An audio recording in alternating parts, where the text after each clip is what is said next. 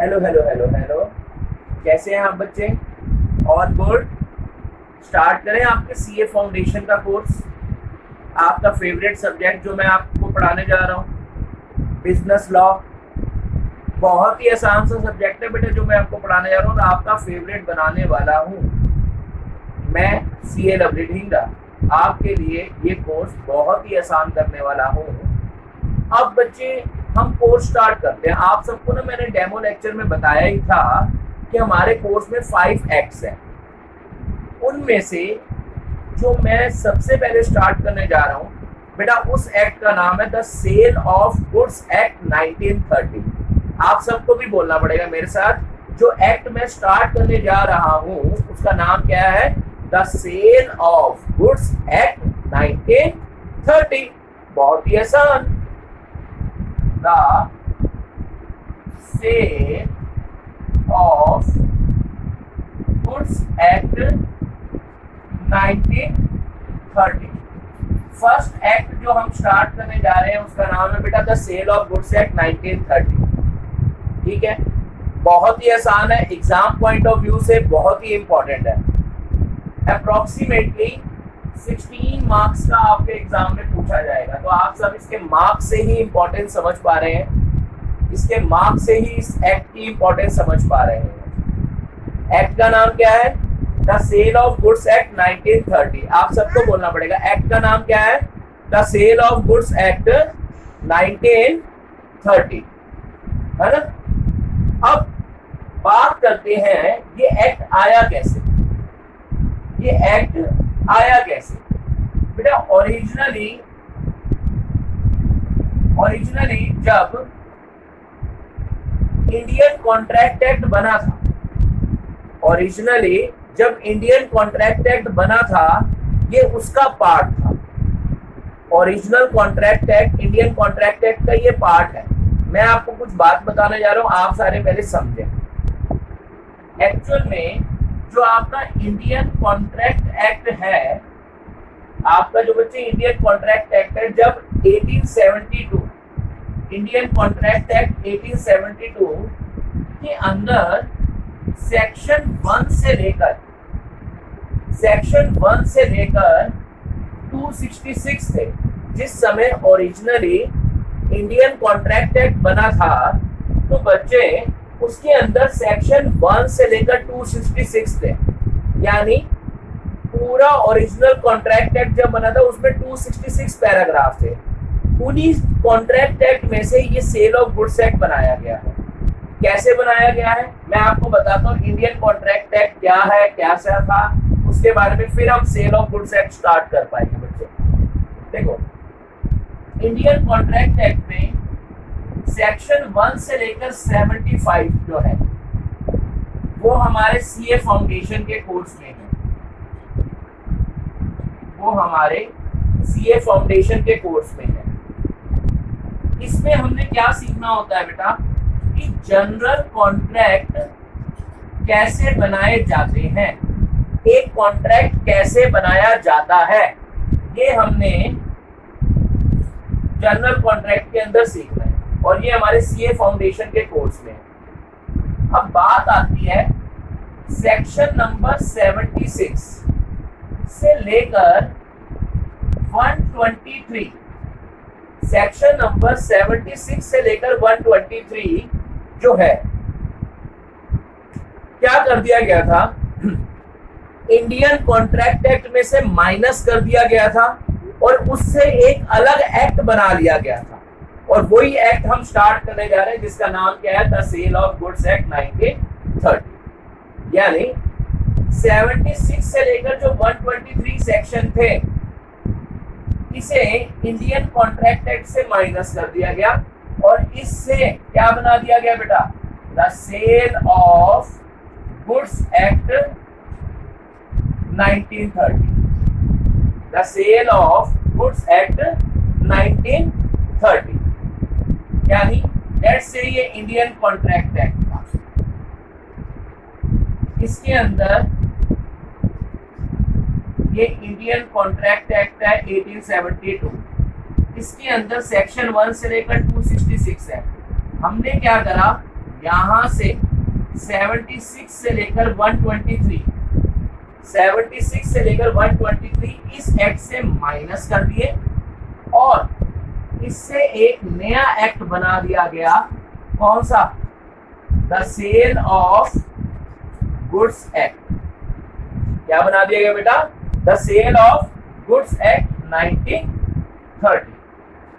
यानी आपको समझ आ गया? यानी जो हम सेल ऑफ गुड एक्ट पढ़ रहे हैं आपके कोर्स में, ये एक सेपरेट एक्ट है। आपके कोर्स में ये बच्चे एक सेपरेट एक्ट है, ठीक है ना। लेकिन ये डिराइव कहां से हुआ है? इंडियन कॉन्ट्रैक्ट एक्ट से ही डिराइव हुआ है। ये बात आपको क्लियर हो चुकी है। यानी सेल ऑफ गुड्स एक्ट कहां से डिराइव हुआ है ये आपको समझ आ चुका है। बताओ कहां से डिराइव हुआ है? इंडियन कॉन्ट्रैक्ट एक्ट में से। और इंडियन कॉन्ट्रैक्ट एक्ट के कौन से सेक्शन से, इंडियन कॉन्ट्रैक्ट एक्ट के कौन से सेक्शन से उठाकर इसको बनाया गया है बेटा? जो एक वक्त पर 1930 से पहले, 1930 से पहले जो इंडियन कॉन्ट्रैक्ट एक्ट के सेक्शन 76 से लेकर 123 में बातें लिखी हुई थी, उन्हें हमने क्या करा? वहां से हटाया, वहां से माइनस करा और एक अलग से एक्ट डेवलप कर दिया गया। और उस एक्ट का नाम क्या रखा गया बताओ? The sale of goods act 1930। क्या नाम रख दिया गया बेटा? The sale of goods act 1930। समझ रहे हैं आप मेरी बात? अच्छा, अब मैं आपको एक बात बताता हूं। इसके बाद ये जो सेक्शन है, जैसे सेक्शन नंबर 124, सेक्शन नंबर कौन सा? 124 से लेकर 238 तक बेटा स्पेशल कॉन्ट्रैक्ट्स होते हैं। यानी इन पैराग्राफ्स में जो बातें करी गई थी ना इंडियन कॉन्ट्रैक्ट एक्ट के, उन्हें हम क्या कहते हैं बेटा? Special contract. आपको बोलना पड़ेगा, उन्हें हम क्या कहते हैं? Special contract. और ये जो स्पेशल कॉन्ट्रैक्ट है ये आप पढ़ेंगे बेटा सीए इंटर में। यानी ये अभी आपके कोर्स का पार्ट नहीं है, ये आप पढ़ेंगे लेकिन कब? सीए इंटर लेवल पर। यहां तक का पॉइंट क्लियर हो रहा है? और लास्ट बात, सेक्शन 239 से लेकर 266 से क्या बना दिया गया? सेक्शन 239 से लेकर जो 266 वाले सेक्शन थे वो भी यहां से हटा दिए गए। कहां से हटा दिए गए? इंडियन कॉन्ट्रैक्ट एक्ट से हटा दिए गए। उनसे क्या बना दिया गया? The Indian partnership act 1932। यानी आप समझ रहे हो, इंडियन कॉन्ट्रैक्ट एक्ट बहुत वाइडर था, उसके कुछ टुकड़े बना दिए गए, उसे कुछ पार्ट्स में बांट दिया गया, जिसमें सेक्शन 1 से लेकर, यानी हमें इंडियन कॉन्ट्रैक्ट एक्ट के कुछ पार्ट्स अभी पढ़ने हैं और कुछ पार्ट्स सीए इंटर लेवल पर पढ़ने हैं। जो पार्ट अभी पढ़ने हैं वो क्या क्या है? सेक्शन 1 से 75 तक, वो तो जनरल कॉन्ट्रैक्ट कैसे बनता है, एक कॉन्ट्रैक्ट कैसे बनता है, उसमें वो सिखाया गया है। उसके बाद 76 से लेकर 123 सेक्शन जो थे एक वक्त पर जो इंडियन कॉन्ट्रैक्ट एक्ट का पार्ट थे, उससे हमने क्या बना दिया? Sale of goods act 1930। वो भी हमें सीए फाउंडेशन लेवल पर पढ़ना है। फिर आई सेक्शन 124 से 238 की टर्न। ये वाले सेक्शन में स्पेशल कॉन्ट्रैक्ट्स के बारे में बताया गया जो हम सीए इंटर लेवल पे डिस्कस करेंगे। और बचे हुए सेक्शन, जो सेक्शन 239 से लेकर, जो सेक्शन कहां से 239 से लेकर 266 थे, उनसे हमने इंडियन पार्टनरशिप एक्ट डिराइव कर दिया। यानी आप मेरी बात समझ रहे हैं? तो अभी हम क्या पढ़ रहे हैं इनमें से? अभी हम क्या पढ़ रहे हैं? Sale of goods act. हमारा फर्स्ट एक्ट जो मैं स्टार्ट कर रहा हूं, जो मैं फर्स्ट एक्ट आपके साथ डिस्कस कर रहा हूं, उसका नाम क्या है?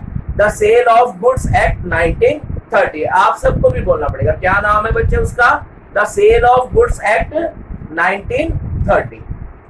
अब सर हमें समझ आ गया कि हम इंडियन कॉन्ट्रैक्ट एक्ट का एक पार्ट पढ़ रहे हैं जिसका नया नाम क्या रख दिया गया था? The sale of goods act 1930।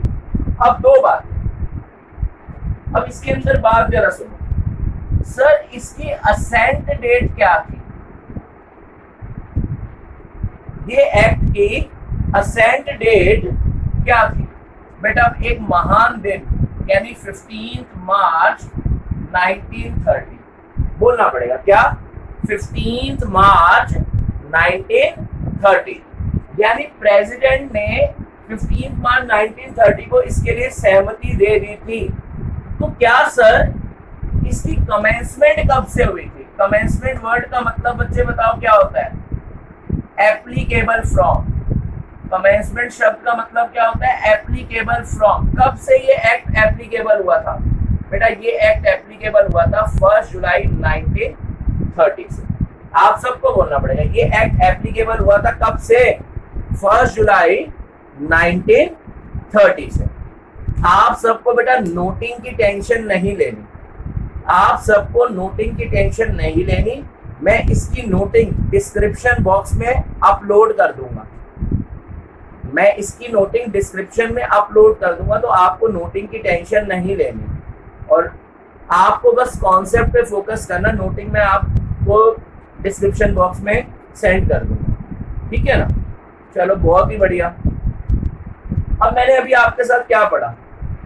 अब मैं सेल ऑफ गुड्स एक्ट के बारे में बातें करूं उससे पहले मैंने आपके साथ क्या पढ़ा कि सेल ऑफ गुड्स एक्ट 1930 आया कब, कहां से है? इंडियन कॉन्ट्रैक्ट एक्ट से आया। कहां से आया बेटा? इंडियन कॉन्ट्रैक्ट एक्ट से आया। इंडियन कॉन्ट्रैक्ट एक्ट के कहां से? सेक्शन 76 टू 123 जो इंडियन कॉन्ट्रैक्ट एक्ट का पार्ट होते थे वहां से हटा दिया गया और इसका एक स्पेशल एक्ट बना दिया गया जिसका नाम क्या रखा गया? The sale of goods act 1930।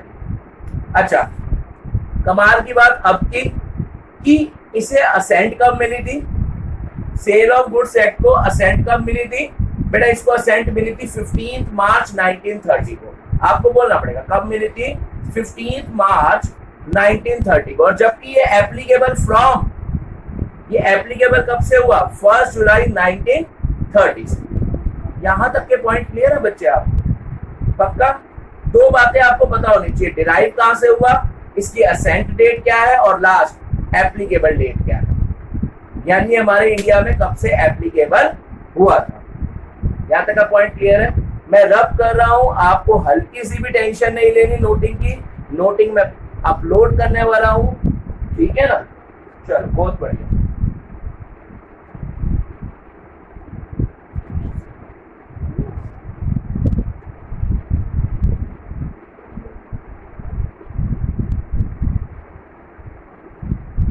अब आगे हमारा एक्ट कौन सा है? The sale of goods act 1930। बोलना पड़ेगा हमारा एक्ट कौन सा है? The sale of goods act 1930, ठीक है ना? इसके अंदर बेटा पहला टॉपिक स्टार्ट करने जा रहे हैं। इसके अंदर हम फर्स्ट टॉपिक स्टार्ट करने जा रहे हैं, यानी फर्स्ट पैराग्राफ के बारे में स्टडी करने जा रहे हैं और उस पैराग्राफ की जो नंबरिंग है वो 4 है, यानी हम इस एक्ट का पैराग्राफ नंबर 4 से स्टार्टिंग करने जा रहे हैं। पैराग्राफ 4 का मतलब सेक्शन नंबर 4। जब भी मैं पैराग्राफ बोलता हूं तो आपके माइंड में क्या आ जाता है? Section number. यानी मैं आपके साथ सेक्शन नंबर 4 स्टार्ट करने जा रहा हूं। मैं आपके साथ सेक्शन नंबर 4 स्टार्ट करने जा रहा हूं जिसका नाम क्या है? Contract of sale. इसका नाम क्या है बेटा? Contract of sale. आप सबको भी बोलना पड़ेगा जिसका नाम क्या है? Contract of sale. बहुत ही आसान सा टॉपिक बेटा फर्स्ट आपका। बताओ बेटा इसका सेक्शन नंबर कौन सा है? सेक्शन 4। बोलना पड़ेगा इसका सेक्शन कौन सा है? 4। बेटा फर्स्ट टॉपिक से आदत बना लो सेक्शन नंबरिंग याद करने की। पहली बात एक्ट का नाम याद होना चाहिए, दूसरी बात सेक्शन याद होने चाहिए। तो आपको आंसर लिखते हुए बहुत फायदा होगा जब मैं आपको आंसर लिखना सिखाऊंगा। How to write answer, how to write case studies answer. बेटा उसमें सेक्शन और एक्ट का नेम याद करने की इंपॉर्टेंस आपको समझ आ जाएगी। कॉन्ट्रैक्ट ऑफ सेल की हम बात कर रहे हैं सेक्शन नंबर 4। बेटा इस टर्म को समझने के लिए आपको 2 टर्म समझनी पड़ेगी। इस टर्म को समझने के लिए कि कॉन्ट्रैक्ट ऑफ सेल होता क्या है, उसको समझने के लिए आपको दो टर्म मेरे साथ समझनी पड़ेगी। एक टर्म का नाम है बेटा सेल, एक टर्म का नाम क्या है बच्चे, सेल, और एक दूसरी टर्म होती है जिसका नाम होता है बेटा एग्रीमेंट टू सेल। आपको बोलना पड़ेगा, दो टर्म है, एक टर्म क्या है सेल और एक टर्म है बच्चे एग्रीमेंट टू सेल। बोलो बच्चे, दो टर्म कौन कौन सी है, सेल और दूसरी एग्रीमेंट टू सेल। बेटा जब आप ये दोनों चीजें समझ लोगे तो आपको ये दोनों चीजें समझने के बाद कॉन्ट्रैक्ट ऑफ सेल पूरी तरीके से समझ आने वाला है। आप मेरी बात समझ रहे हैं? आप बेस्ट टीचर से पढ़ रहे हैं, मैं आपको बताने जा रहा हूं, और आपके कॉन्सेप्ट में बहुत क्लियर करने वाला हूं। बस आपका मेरे साथ जैसे जैसे मैं बोलता जाऊं, बस आप वैसे वैसे करते जाओ। लॉ आपकी फेवरेट होने वाली है, ठीक है ना? मेरी फेवरेट इट मीन्स मेरे स्टूडेंट्स की फेवरेट। जब मेरी फेवरेट है तो मैं अपने स्टूडेंट्स की भी फेवरेट सब्जेक्ट बनाने वाला। तो आप सब इधर ध्यान दो। पहली टर्म क्या है बेटा, सेल। सर ये सेल क्या होती है? सेल एक ऐसी चीज होती है जिसमें, जैसे लेट से आपको बहुत भूख लगी, अब तो लॉकडाउन चल रहा है लेकिन वैसे बात करता हूं, आपको बहुत भूख लगी, आपने क्या करा, आप एक राशन स्टोर पे गए और वहां पर जाकर आपने कहा कि भैया एक मैगी का पैकेट दे दीजिए। उसने आपको मैगी का एक पैकेट दिया, आपने उसको पैसे दिए। तो मैं कहूंगा यहाँ पर आपने उसे पैसे दिए, बायर ने उसे पैसे दिए और सेलर ने आपको वो मैगी दे दी। मैं कहूंगा आप दोनों के बीच में जो हुआ है वो सेल कहलाएगी। यानी सेल का मतलब बताऊं क्या होता है, जब गुड्स की ऑनरशिप उसी समय ट्रांसफर होती है, जब गुड्स की ऑनरशिप उसी समय ट्रांसफर होती है from the seller to the buyer, from the seller to the buyer, तब मैं कहता हूं कि सेल हुई है।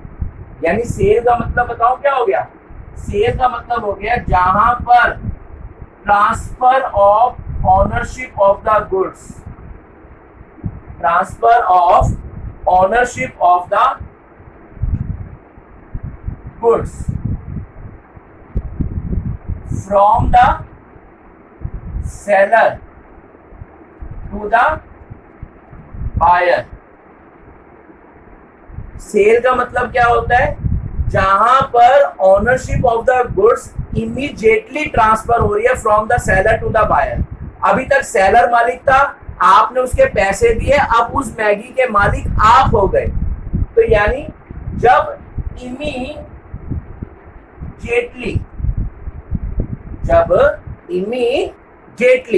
यानी जब भी कोई गुड्स खरीदा बेचा जाता है, जब भी कोई गुड्स खरीदा बेचा जाता है और उस गुड्स को खरीदने बेचने में ownership of the goods immediately transfer हो जाती है। बेटा शब्द पे फोकस करो, immediately.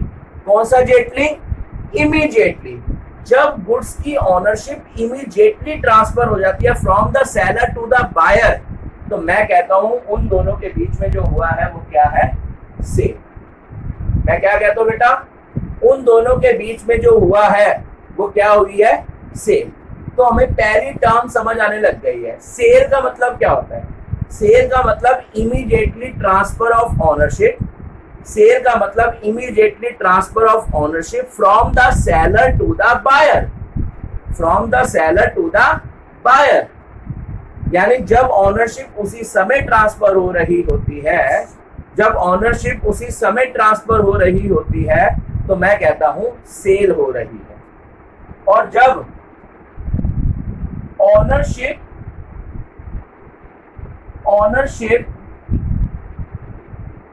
of the goods transfer हो रही है, transfer from seller to buyer,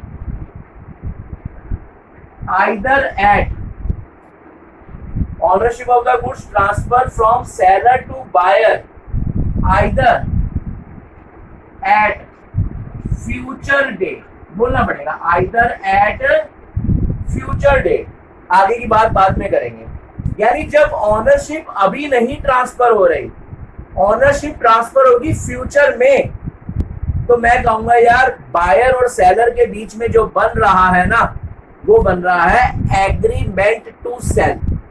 वो बन रहा है एग्रीमेंट टू सेल, यानी बायर और सेलर अभी सिर्फ एग्री हो रहे हैं। वो कह रहा है फ्यूचर में मैं तुझसे ये सामान ले लूंगा और वो कह रहा है मैं फ्यूचर में ये सामान बेच दूंगा। यानी ओनरशिप ट्रांसफर होगी तो सही, लेकिन अभी नहीं। कब? फ्यूचर डेट पर। कब बच्चे? फ्यूचर डेट पर ओनरशिप क्या होगी? ट्रांसफर। यानी अगर ओनरशिप इमीडिएटली ट्रांसफर हो रही है, बोलना पड़ेगा ओनरशिप अगर इमीडिएटली ट्रांसफर हो रही है तो सेल, और अगर ओनरशिप ऑफ द गुड्स कब ट्रांसफर हो रही है from seller to buyer? At future date. तो मैं कह दूंगा इनके बीच में जो बन रहा है वो क्या बन रहा है? Agreement to sale. बोलना पड़ेगा अभी इनके बीच में जो बन रहा है बायर और सेलर के बीच में वो क्या बन रहा है बच्चे?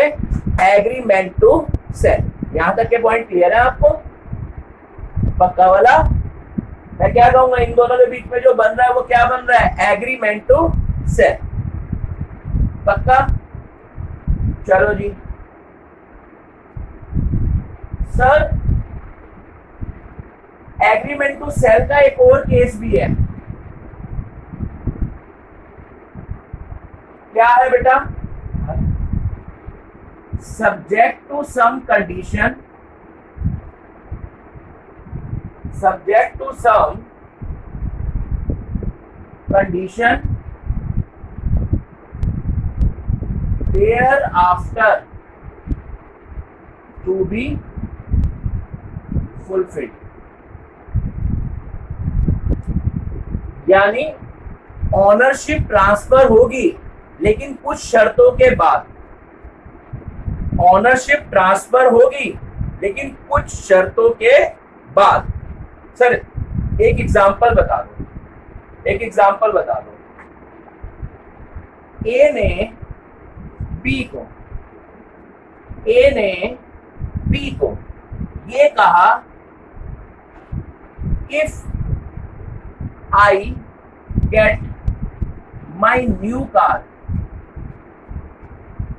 If I get my new car by 1st July 2020, if I get my new car by 1st July 2020,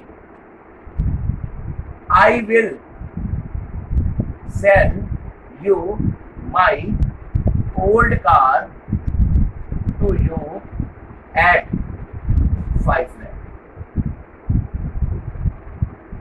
old car to you at 5 lakh। यानी मैंने क्या कहा?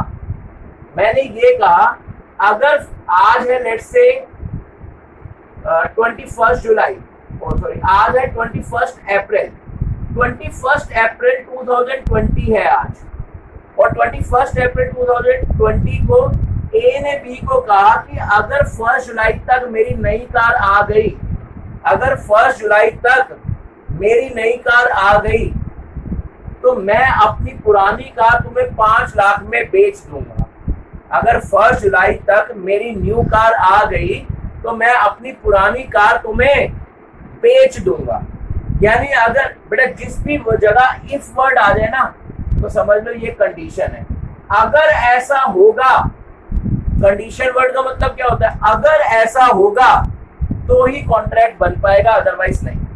तो यानी यहां पर सेलर ने क्या कहा कि मैं अपनी कार तुम्हें बेचूंगा, लेकिन कब? अगर मेरी नई कार आ गई तब तक, तो वरना नहीं बेचूंगा। यानी बताओ ओनरशिप उसी समय ट्रांसफर हो रही है या subject to some condition thereafter to be fulfilled? बताओ ओनरशिप उसी समय ट्रांसफर हो रही है? नहीं, ओनरशिप उस कार की, ये जो कार है इसकी ओनरशिप बताओ कब ट्रांसफर होगी? इफ वाली कंडीशन अगर क्या हो जाएगी? फुलफिल। यानी subject to some condition thereafter to be fulfilled.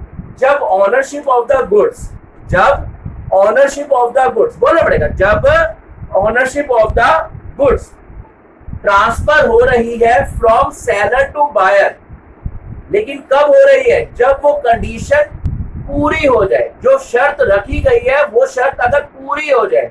जो इफ वाली बात थी वो पूरी हो जाए, उसके बाद ओनरशिप ट्रांसफर हो रही है, तो ऐसे केस में मैं कहूंगा इनके बीच में, ए और बी के बीच में क्या बन रहा है बेटा, एग्रीमेंट टू सेल।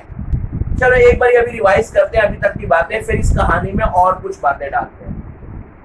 बेटा हमने एक एक्ट स्टार्ट करा है, the sale of goods act 1930। आप सबको भी बोलना पड़ेगा, हमने एक एक्ट स्टार्ट करा है जिसका नाम क्या है, the sale of goods act 1930। आप सब भी बोल रहे हैं ना, ठीक है ना, बोलना पड़ेगा क्या है, हमने कौन सा एक्ट स्टार्ट करा है, the sale of goods act 1930। ये पहले किसका पार्ट होता था बेटा, इंडियन कॉन्ट्रैक्ट एक्ट का। और इंडियन कॉन्ट्रैक्ट एक्ट में कहां पर छुप के बैठा हुआ था, सेक्शन 76 से 123 के बीच में छुप कर बैठा हुआ था। वहां से रिमूव करके एक अलग से एक्ट बनाया गया और उस एक्ट का नाम क्या रखा गया, the sale of goods act 1930। The sale of goods act 1930। अच्छा, अब दूसरी बात उठती है, इस एक्ट को असेंट कब मिली थी बेटा, एक महान दिन, जिस दिन तुम्हारे टीचर का बर्थडे आता है, और वो डे कौन सा है, 15 मार्च 1930। 15 मार्च 1930। और एप्लीकेबल कब से हुआ, 1 जुलाई 1930। बोलना पड़ेगा, एप्लीकेबल कब से हुआ, 1 जुलाई 1930। ठीक है ना। अब मैंने इसके अंदर पहला टॉपिक जो आपके साथ उठाया है उसका नाम है सेक्शन नंबर 4। आप सब भी बोलेंगे सेक्शन नंबर 4। सेक्शन नंबर 4 की हेडिंग क्या है, contract of sale. Section number 4 की हेडिंग क्या है बेटा, कॉन्ट्रैक्ट ऑफ सेल। और उस कॉन्ट्रैक्ट ऑफ सेल को समझने के लिए आपको दो टर्म समझनी जरूरी है। पहली टर्म का नाम है सेल और दूसरी टर्म का नाम है एग्रीमेंट टू सेल। पहली टर्म का नाम है सेल और दूसरी टर्म का नाम क्या है, एग्रीमेंट टू सेल।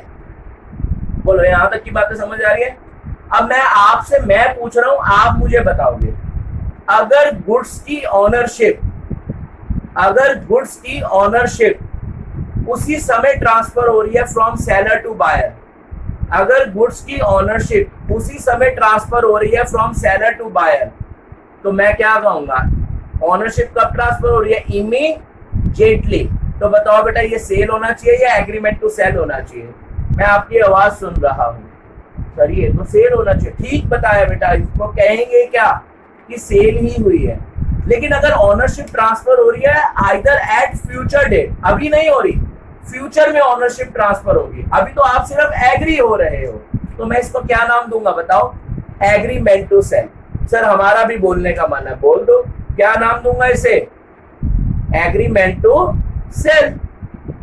समझ आ गया। यानी जब ऑनरशिप इमीडिएटली ट्रांसफर नहीं होती, ऑनरशिप ट्रांसफर होती है आइदर एट फ्यूचर डेट और subject to some condition thereafter to be fulfilled. Sir ये सेंटेंस हमारा भी मन है याद करने का, करो, क्या है, subject to some condition thereafter to be fulfilled. जब वो कंडीशन पूरी हो जाएगी तो ऑनरशिप ट्रांसफर होगी। अगर एग्रीमेंट में ऐसा लिखा हुआ है तो हम कहेंगे ये एग्रीमेंट टू सेल बन रहा है। समझ आ रहा है। एक बार वो सेंटेंस याद करते हैं, subject to some condition thereafter to be fulfilled. एक बार बोलो क्या, subject to some condition thereafter to be fulfilled. बेटा आप सबको बोलना पड़ेगा, आपको 12th की कसम। ठीक है सर हम बोलेंगे, क्या है बेटा, subject to some condition thereafter to be fulfilled. यहां तक के पॉइंट समझ आ रहे हैं आपको, पक्का। चलो अब मैं आपके माइंड में एक न्यू पॉइंट डालने जा रहा हूं। सर जिसे आप ऑनरशिप ऑफ द गुड्स कह रहे हैं, बहुत देर से आप एक शब्द यूज कर रहे हैं, ownership of the goods. Sir law में ऑनरशिप ऑफ द गुड्स को क्या कहते हैं, लॉ में ऑनरशिप ऑफ द गुड्स को क्या कहते हैं। बेटा ऑनरशिप ऑफ द गुड्स को कहते हैं प्रॉपर्टी इन गुड्स। एक बार बोलना पड़ेगा, क्या कहते हैं, प्रॉपर्टी इन गुड्स। आप सब बोलेंगे क्या कहते हैं, प्रॉपर्टी इन गुड्स। एक बार फिर बोलेंगे, क्या कहते हैं बच्चे, property in goods. Ownership of the goods को क्या कहते हैं, प्रॉपर्टी इन गुड्स। पॉइंट समझ आ रहा है आपको। यानी जब property in goods immediately transfer होती है, जब property in goods immediately transfer होती है तो मैं इसको क्या नाम दूंगा बताओ, सेल। जब प्रॉपर्टी इन गुड्स ट्रांसफर हो रही है from seller to buyer either at future date और subject to some condition thereafter to be fulfilled। यानी जब ऑनरशिप या तो फ्यूचर डेट पे ट्रांसफर हो रही है या कुछ कंडीशन पूरे होने के बाद ही ऑनरशिप ट्रांसफर हो रही है, तो मैं क्या कहूंगा, एग्रीमेंट टू सेल। पॉइंट समझ आ गया? चलो आप सब नोटिंग करेंगे। मैं एक सेल की डेफिनेशन बताता हूं, एग्रीमेंट टू सेल की डेफिनेशन बताता हूं, और फिर इसके बाद मैं सेल की डेफिनेशन बताता हूं आपको, मैं एग्रीमेंट टू सेल की डेफिनेशन आपको बताता हूं, और कॉन्ट्रैक्ट ऑफ सेल क्या होता है उसकी डेफिनेशन बताता हूं। तो आप सब सेल की डेफिनेशन मेरे साथ लिखेंगे। आप सब एक हेडिंग बनाएंगे बेटा सेल, आप सब एक हेडिंग बनाएंगे बच्चे cell.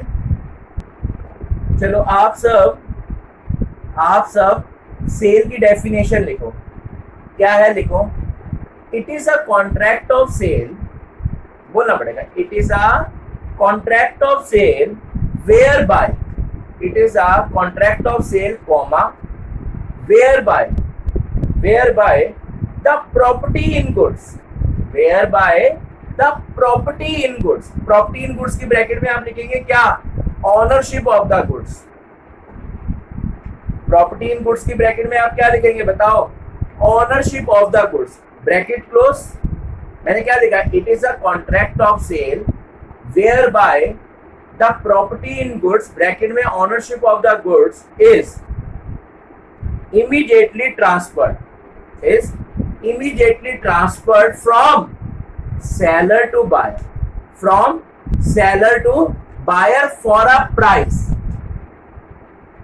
seller to buyer for a price। मैं एक बार डेफिनेशन दोबारा बोल रहा हूं, आपको याद भी होने वाली है। It is a contract of sale, यानी ये कॉन्ट्रैक्ट ऑफ सेल का पार्ट है, वेयर बाय जिसमें property in goods, ownership bracket में क्या लिखेंगे, ownership of the goods is immediately transfer हो रही है फ्रॉम सेलर टू बायर। और बताओ बेटा, सेलर बायर के ऑनरशिप क्यों ट्रांसफर कर रहा है, किस सेलर बायर को क्यों ट्रांसफर कर रहा है, फॉर अ प्राइस। आज इस डेफिनेशन को यहीं से याद करते हैं। बताओ क्या है, सेल क्या है, it is a contract of sale whereby immediately transfer of ownership of the goods, transfer of ownership of the goods की जगह मैं क्या यूज कर सकता हूँ, प्रॉपर्टी इन गुड्स। किसको हो रही है ट्रांसफर बताओ, from seller to buyer for a price. बताओ बेटा, सेलर वो गुड्स बायर को क्यों दे रहा होगा, फॉर अ प्राइस। हमें पहले बेटा सेल की डेफिनेशन को बहुत अच्छे ढंग से याद करना है, हमें पहले सेल की डेफिनेशन को बहुत अच्छे ढंग से याद करना है। क्या है बताओ, it is a contract of sale, it is a contract of sale whereby the property in goods, property in goods की ब्रैकेट में हमें क्या लिखना चाहिए, ownership of the goods is immediately transferred from seller to buyer for a price। हमें बेटा cell की definition समझ आ चुकी है। अब हम जिस डेफिनेशन की बात करने जा रहे हैं ना, उसका नाम है एग्रीमेंट टू सेल। आप सब अपनी नोटबुक में हेडिंग बनाएंगे क्या, एग्रीमेंट टू सेल। और बताओ बेटा, इसका भी स्टार्टिंग सेंटेंस देखो क्या होगा, it is a contract of sale, it is a contract of sale. आप लिखेंगे it is a contract of sale whereby the property in goods, whereby the property in goods. Property in goods की bracket में क्या लिखोगे, owners of the goods. Property in goods की bracket में क्या लिखोगे, ownership of the goods is transferred from seller to buyer, either at, बोलो बेटा, either at कहां पर, फ्यूचर डेट, और subject to some condition thereafter to be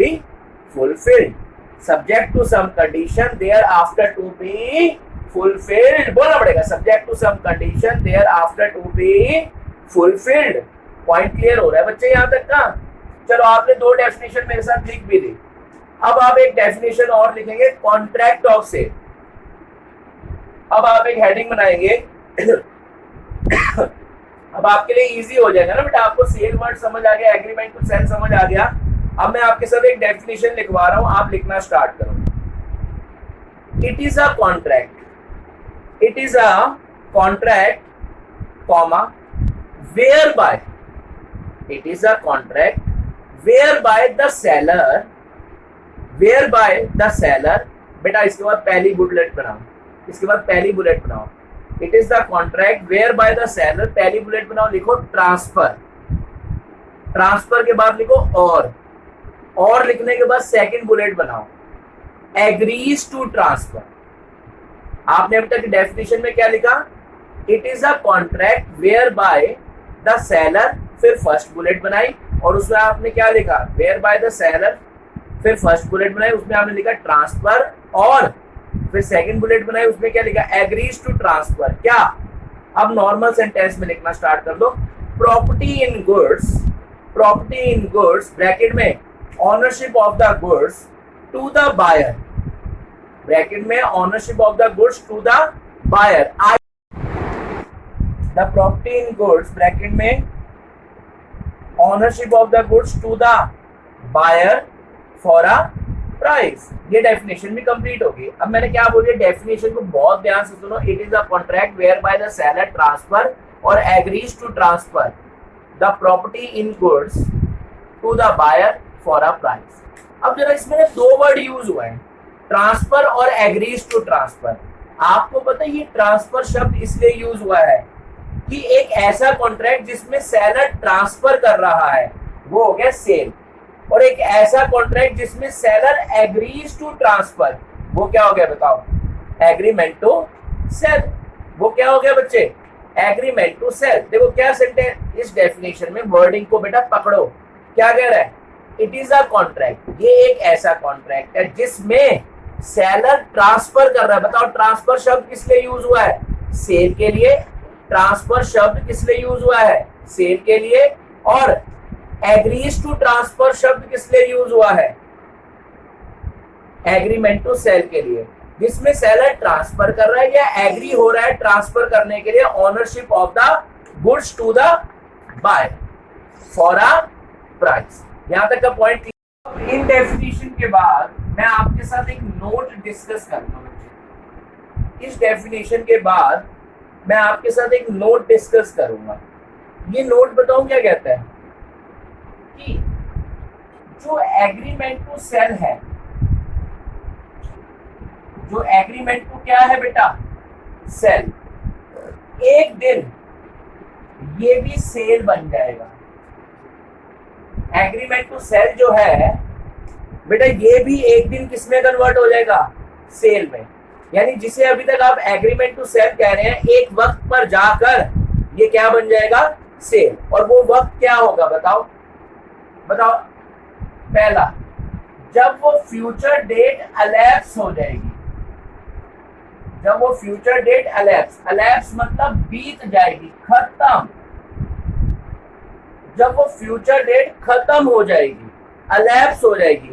मैंने कहा था 3 महीने बाद मैं ओनरशिप ट्रांसफर कर दूंगा, तो बेटा बताओ जब 3 महीने बीत जाएंगे, यानी 3 महीने बाद मैं ओनरशिप ट्रांसफर कर दूंगा, यानी मैंने इस वक्त पर क्या बनाया था, यानी मैंने यहां पर वादा करा था कि मैं आफ्टर 3 मंथ आपको ओनरशिप क्या कर दूंगा, ट्रांसफर कर दूंगा। तो यहां पर तो ये एग्रीमेंट टू सेल था, लेकिन जिस दिन ओनरशिप ट्रांसफर हो रही होगी, जिस दिन ओनरशिप ट्रांसफर हो रही होगी, उस दिन बताओ बेटा, उस दिन के हिसाब से देखो तो उस दिन के हिसाब से देखा तो ओनरशिप इमीडिएटली ट्रांसफर हो रही है, उसी दिन हो रही है। यानी जिसको अभी तक हम एग्रीमेंट टू सेल कह रहे थे, अब वो किसमें कन्वर्ट हो जाएगा, इनटू द सेल। यानी एक दिन ऐसा आएगा एग्रीमेंट टू सेल सेल बन जाएगा, एक दिन ऐसा आएगा एग्रीमेंट टू सेल क्या बन जाएगा, सेल। बताओ वो दिन कब होगा, जब वो फ्यूचर डेट अलैप्स हो जाएगी, जब वो फ्यूचर डेट अलैप्स हो जाएगी। बताओ 3 महीने तक ये अपने आप को क्या कहता रहा, मैं एग्रीमेंट टू सेल हूं। जैसे ही 3 महीने बीते, अब ओनरशिप क्या हो रही है, उसी समय ट्रांसफर। 3 महीने बीतने के बाद उसी समय क्या हो रही है, ट्रांसफर। तो अब मैं कह दूंगा अब ये सेल में कन्वर्ट हो गई है। यानी एक दिन ऐसा आएगा एग्रीमेंट टू सेल क्या बन जाएगा, सेल। तब जब वो फ्यूचर डेट जब तक बोली गई थी कि इस दिन ओनरशिप ट्रांसफर करूंगा तब तक तो वो एग्रीमेंट टू सेल रहता है। जैसी वो बीत जाती है फिर एग्रीमेंट टू सेल किसमें कन्वर्ट हो जाता है, इनटू द सेल। दूसरी बात, एग्रीमेंट टू सेल सेल में कन्वर्ट हो जाता है जब वो फ्यूचर डेट अलैप्स हो जाती है या फिर वो कंडीशन क्या हो जाती है, फुलफिल। वो कंडीशन क्या हो जाती है, फुलफिल। उस दिन जिस दिन वो कंडीशन फुलफिल हो जाएगी एग्रीमेंट टू सेल क्या बन जाएगा, सेल। एग्रीमेंट टू सेल बच्चे क्या बन जाएगा, सेल। आप सबको बोलना पड़ेगा एग्रीमेंट टू सेल क्या बन जाएगा, सेल। तो लिखना जरा इसके बारे में नोट में, an agreement to sell becomes sale, an agreement to sell becomes sales when, पहला केस फ्यूचर डेट elapses, पहला केस फ्यूचर डेट elapses, और दूसरा case the conditions are fulfilled, the conditions are fulfilled subject to which the property in goods is to be transferred, subject to which the property in goods is to be transferred। यानी जिन शर्तों पर ownership transfer होने के लिए रुकी हुई थी ना, वो जिस दिन वो शर्त पूरी हो जाएगी उस दिन एग्रीमेंट टू सेल भी क्या बन जाएगा, सेल। बेटा अभी तक के पहले टॉपिक को ना माइंड में फिट करना है। चलो मैं आपके साथ बात करता हूँ, आप सब मुझे सुनाना अभी तक हम क्या क्या पढ़ चुके हैं। बेटा हमारा फर्स्ट लेक्चर जो डेडिकेट हुआ है वो हुआ है एक एक्ट की तरफ। उस एक्ट का नाम क्या है, आप सब मेरे साथ बोलेंगे क्या नाम है, the sale of goods act 1930। आप सबको बोलना पड़ेगा क्या नाम है, the sale of goods act 1930। समझ आ रही है बात आपको। अच्छा ये किसका पार्ट होता था एक वक्त पर, इंडियन कॉन्ट्रैक्ट एक्ट 1872 का, और उसके कहां से लेकर कहां तक के सेक्शन में था, 76 से 123 सेक्शन के बीच में था। वहां से हटाकर इसको एक सेपरेट एक्ट बनाया गया जिसका नाम क्या रखा गया, the sale of goods act 1930। अच्छा इसकी असेंट डेट क्या थी, 15 मार्च 1930। इसकी असेंट डेट क्या थी, 15 मार्च 1930, जबकि एप्लीकेबल डेट क्या थी, 1 जुलाई 1930। एप्लीकेबल डेट क्या थी, 1 जुलाई 1930। इसके अंदर बेटा मैंने फर्स्ट टॉपिक स्टार्ट करा कॉन्ट्रैक्ट ऑफ सेल। मैंने आपके साथ फर्स्ट टॉपिक स्टार्ट करा जिसका नाम क्या है, कॉन्ट्रैक्ट ऑफ सेल। और कॉन्ट्रैक्ट ऑफ सेल समझने के लिए पहले आपको सेल और एग्रीमेंट टू सेल समझना पड़ेगा। जब गुड्स की ओनरशिप उसी समय ट्रांसफर हो रही होती है from seller to buyer for a price, तो हम कह देते हैं सेल। जब ओनरशिप ट्रांसफर हो रही है आइदर एट फ्यूचर डेट और subject to some condition thereafter to be fulfilled, तो मैं कह देता हूँ ये एग्रीमेंट टू सेल बन जाता है। अच्छा एक दिन ऐसा आए